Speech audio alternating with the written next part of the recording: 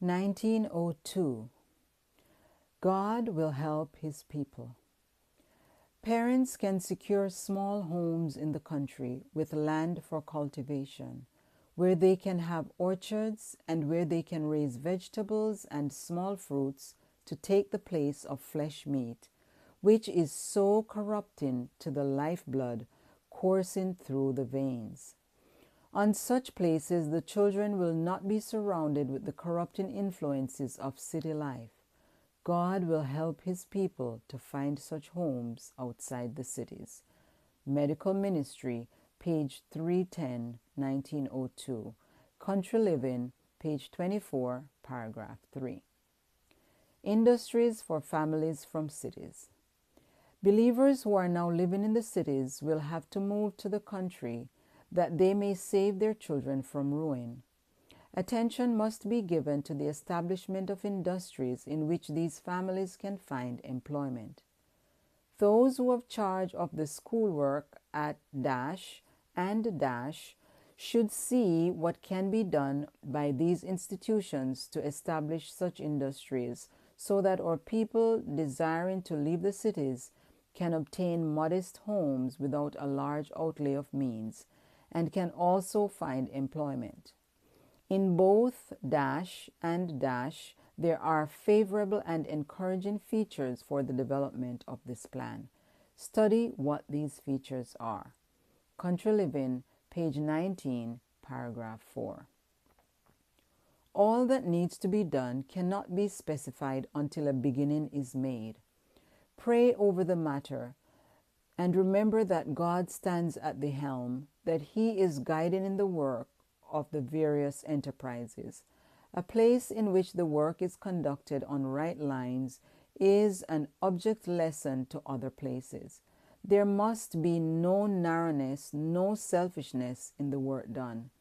The work is to be placed on a simple, sensible basis.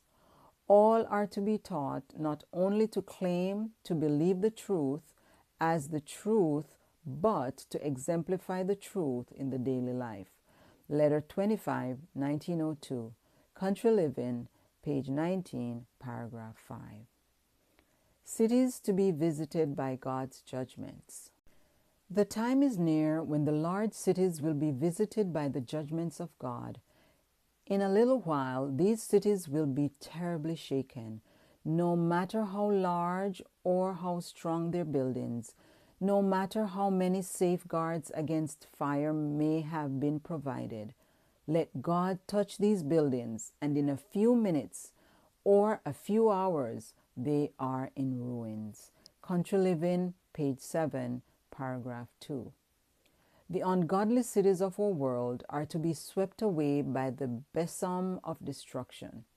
In the calamities that are now befalling immense buildings and large portions of cities, God is showing us what will come upon the whole earth.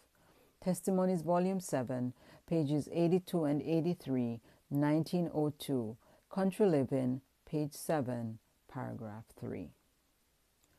Work in the cities from outposts. As far as possible, our institutions should be located away from the cities. We must have workers from these institutions, and if they are located in the city, that means that families of our people must settle near them. But it is not God's will that His people shall settle in the cities, where there is constant turmoil and confusion. Their children should be spared this, for the whole system is demoralized by the hurry and rush and noise. The Lord desires His people to move into the country, where they can settle on the land and raise their own fruit and vegetables, and where their children can be brought in direct contact with the works of God in nature. Take your families away from the cities is my message. Country Living, page 29, paragraph 5.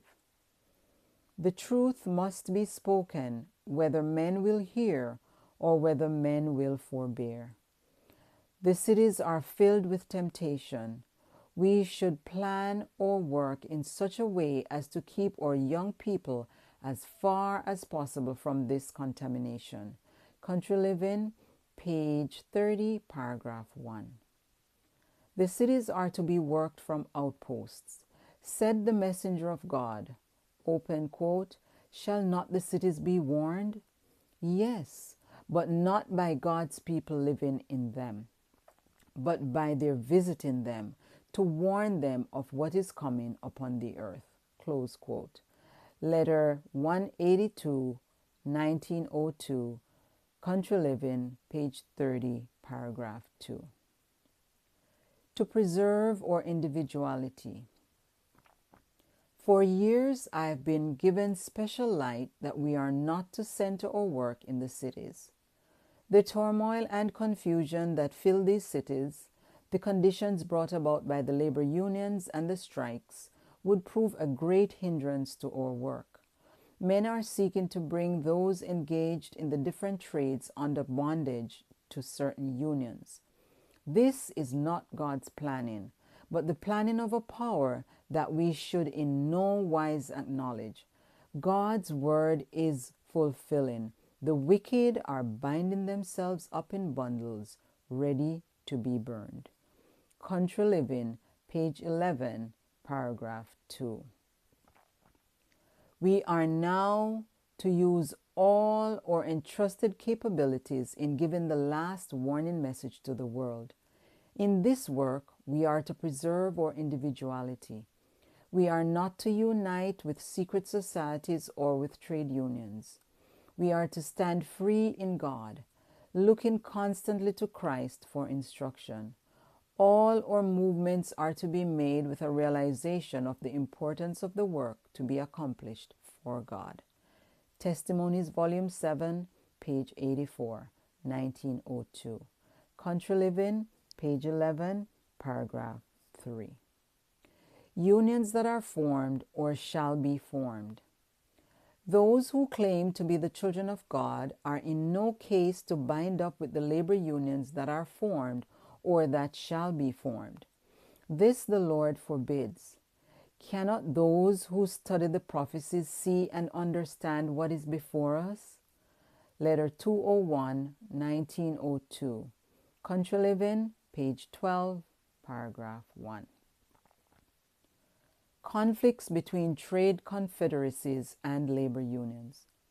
The work of the people of God is to prepare for the events of the future, which will soon come upon them with blinding force.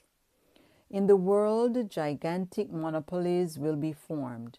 Men will bind themselves together in unions that will wrap them in the folds of the enemy. A few men will combine to grasp all the means to be obtained in certain lines of business. Trade unions will be formed, and those who refuse to join these unions will be marked men. Letter 26, 1903. Country Living, page 10, paragraph 3. In disregard of the Decalogue. These unions are one of the signs of the last days. Men are binding up in bundles, ready to be burnt. They may be church members, but while they belong to these unions, they cannot possibly keep the commandments of God. For to belong to these unions means to disregard the entire Decalogue. Country Living, page 11, paragraph 4. Open quote. Thou shalt love the Lord thy God with all thy heart, and with all thy soul, and with all thy strength, and with all thy mind, and thy neighbor as thyself. End quote. Luke 10, 27. These words sum up the whole duty of man. They mean the consecration of the whole being, body, soul, and spirit to God's service. How can men obey these words and at the same time pledge themselves to support that which deprives their neighbors of freedom of action? And how can men obey these words and form combinations that rob the poorer classes of the advantages which justly belong to them and prevent them from buying or selling except under certain conditions? Letter 26, 1903. Country Living, page 11, paragraph 5. one of Satan's last efforts, and this is in italics.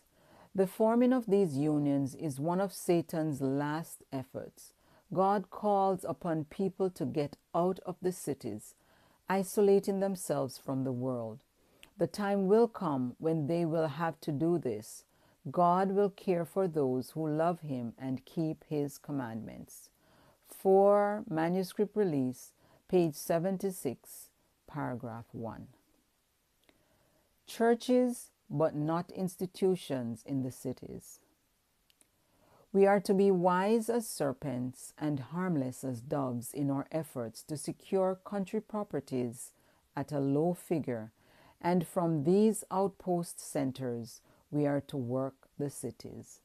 Special Testimonies, Series B, number 14, page 7, 1902. Country Living, page 31, paragraph 3. Imminence of God's judgments. There are reasons why we should not build in the cities.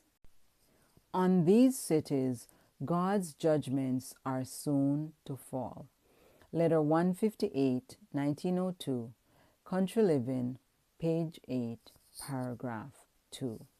And this is the end of the reading for 1902.